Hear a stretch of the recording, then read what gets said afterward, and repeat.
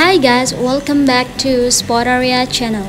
In this video, I'll show you how to check if iPhone is refurbished or new. But before you continue this video, I hope you like, comment, and subscribe to support this channel, and don't forget to hit the notifications bell. So, without any further ado, let's get started. Finding the model number of your iPhone is easy. Tap on Setting and then scroll it down until you find General and tap it. On General section, you have to tap About. This setting will show you 9 digits model number.